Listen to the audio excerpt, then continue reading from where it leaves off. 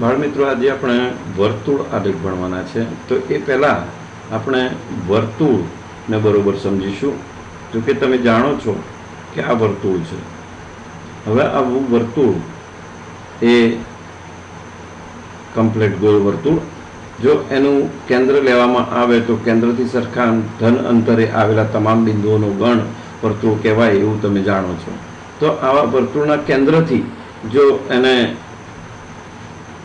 વચ્ચેથી દોરવામાં આવતી જીવા, જેને આપણે વ્યાસ કહીએ છીએ, એવો વ્યાસ એવા બે વ્યાસની અંદર વિભાજિત કરવામાં આવે તો વર્તુળના 4 સરખા ભાગ થાય છે. તો એમાં બનતા 4 ખૂણા એ કાટખૂણા બને છે. અને કાટખૂણાને આપણે 90 અંશના ખૂણા કહીએ છીએ. એટલે કે આ 90 અંશનો ખૂણો, બીજો 90 અંશનો ખૂણો, ત્રીજો 90 અંશનો ખૂણો, ચોથો 90 અંશનો ખૂણો. તો આમ કુલ 4 90 અંશના ખૂણા. તો આખું વર્તુળ એ 360 અંશનું હોય છે તેમ આપણે ચોક્કસપણે કહી શકીએ. તો વર્તુળ 360 અંશનું હોય છે. અંશનું ચિહ્ન આ રીતે દર્શાવાય છે. એ પૂર્ણ એ પોઈન્ટ સ્વરૂપે કે ટપકા સ્વરૂપે દર્શાવાતું નથી. એ બાબતનો ખાસ ખ્યાલ રાખજો. તો હવે આપણે વર્તુળ આલેખની અંદર શું બતાવવાનું છે કે જે રીતે આપણે અગાઉ સ્તંભાલેખ દોર્યા અને એની કિંમતો આધારે તમે જે વિભાજિત કરી અને જુદા જુદા સ્તંભ દોરતા હતા, એવી રીતે આપણે આલેખ પત્રને એ વર્તુળમાં વિભાજિત કરવાનું છે અને એને ખૂણાઓમાં વિભાજિત કરી અને તમે વર્તુળાકાર આલેખ દોરી શકો છો. આપણે એક ઉદાહરણ જોઈએ. જેમ કે અહીંયા ઉદાહરણ છે, એક ઉદાહરણ લઈએ કે ચીકુ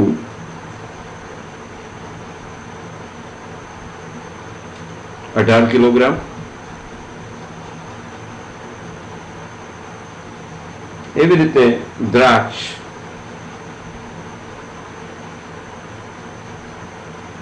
36 કિલોગ્રામ,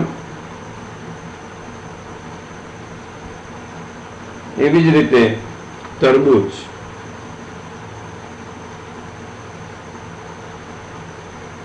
45 કિલોગ્રામ,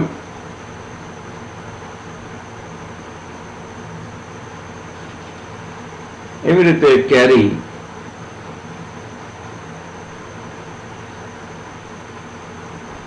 54 કિલોગ્રામ અને સફરજન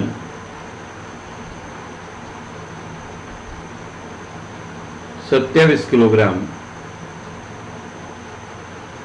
જેટલો વેપાર કોઈ વેપારી કરે છે. તો કુલ જે વજન એને વેચ્યું છે તેનો સરવાળો કરીશું તો 8 ને 6 14 ને 5 19 ને 4 23 ને 7 30 ને 0, એવી રીતે એની બધી 3 થશે. 4 ને 3 7 ને 4 11 ને 5 16, 16 ને 2 18. એટલે કુલ એનું વેચાણ 180 કિલોગ્રામ જેટલું થયું છે એમ કહેવાય. તો હવે આપણે જ્યારે વર્તુળ ચાર્ટ દોરવો હોય તો 180 કિલોગ્રામ પૂરેપૂરું બતાવવું હોય તો એ આપણે પૂરેપૂરા વર્તુળને સમાવવું પડે. પણ થોડી ગાણિતિક ગણતરી કરવી પડશે કે 180 કિલોગ્રામ જો વેચાણ કર્યું હોય તો 100% ભાગ એને વર્તુળનો આવરી લીધો છે.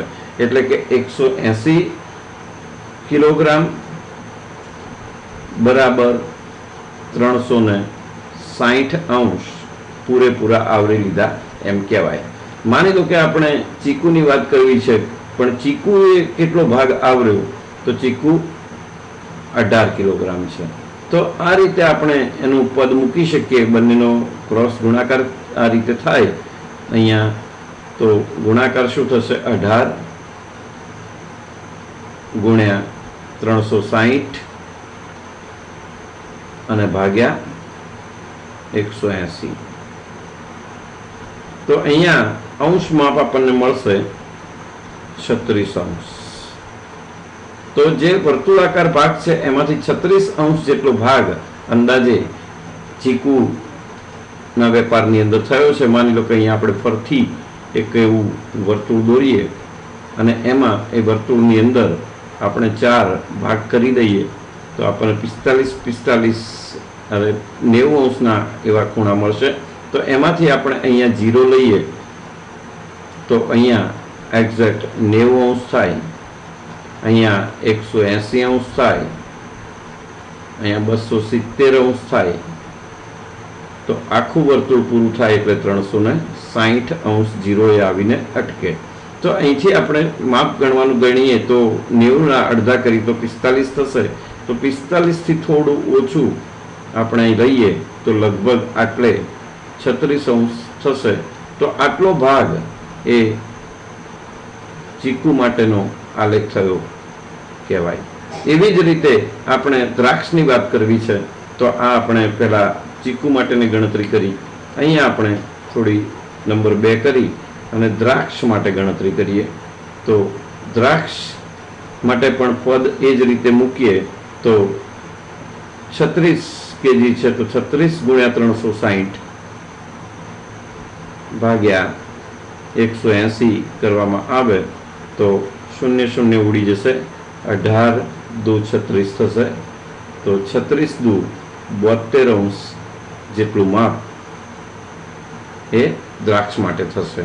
તો 72 અંશ એટલે અહીંયા 36 છે તો એવા 36 ની અંદર ઉમેરવામાં આવે તો લગભગ આટલું માપ અંદાજે આ માપ દ્રાક્ષ માટે થશે. તો આ રીતે તમે વર્તુળના જુદા જુદા ભાગ પાડી અને એના આલેખ દોરી શકો છો. આ રીતે બાકીના તરબૂચ, કેરી, સફરજન માટે તમે દોરવા પ્રયત્ન કરો અને તમે એ આલેખ પૂર્ણ કરો.